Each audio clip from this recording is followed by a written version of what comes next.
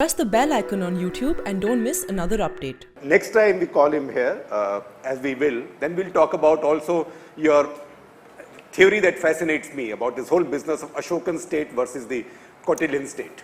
Okay, sure. Happy to discuss that. So, what you want to discuss it now? Why don't you talk a little bit? Okay. So, we very often don't discuss the fact that there has been, we've had political theories and debates in India for, of course, from a very long time. Human beings are political creatures and we are an ancient civilization. So not surprisingly, we have had many debates, and as it happens to be, there are many ancient treatises on and philosophers in India on political economy. And the most famous of them, of course, was Chanakya or Kautilya, who wrote a book called the Arthashastra. Now, the Arthashastra is a very fascinating book, which unfortunately everybody somehow has this vague view. It's a Machiavellian document about spies and something. It's not. Please read it. It's a very comprehensive document on all kinds of things, from urban planning to taxation to many other things. Kautilya was a tax terrorist.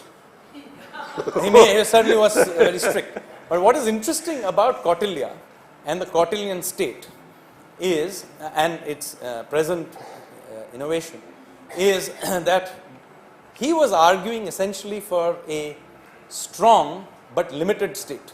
This is very interesting. Kautilya by no stretch was a libertarian. So he's talking about limited state. He's not a libertarian. He wants a strong state. It was also so much BC, times were different. Whatever it was, but he's clearly in favor of a strong state. But he also says very clearly, but the state has to be continuously restrained. Okay?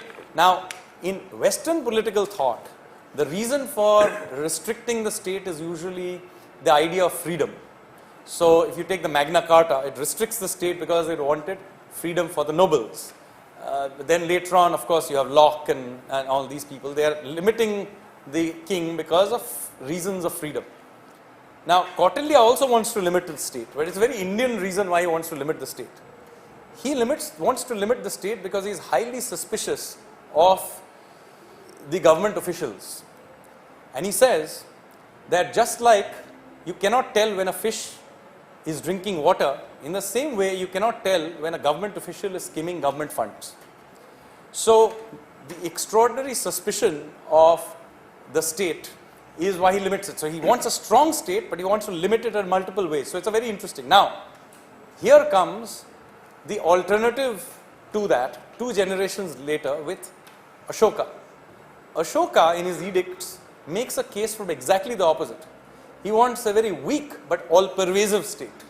Which is always advising you what to do. Yeah, he's always giving gyan, and it's very interesting. He talks about you should not castrate a bull on so-and-so day of the full moon, as if the bull really genuinely cared about which day he got castrated. But he's very, very much about it. He talks, I am the father to my people. I am going to institute dharma mahamantas to make sure that my people follow dharma. Now, I would read it and say this sounds like religious police. So for all his reputation for being Ashoka the Great and being sort of a very nice chap and all of that, the historical evidence on him, by the way, is not so positive. To the extent it exists at all, it just tells you he carried out a genocide in Kalinga, and the evidence of him feeling great regret and becoming a pacifist afterwards is fairly thin on the ground.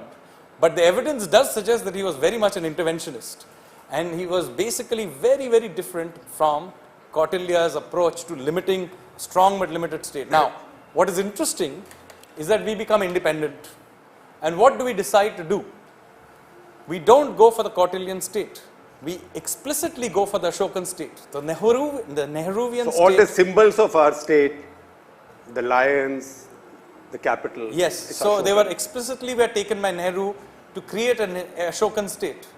So he was using Ashoka and in fact airbrushing much of his evil activities in order to create this benign image of Ashoka, because he wanted to create a lineage for his own thoughts. So this is how we have ended up with an Ashokan state, and weak but all-pervasive state. But I am clearly of the Chanakyan line of thought.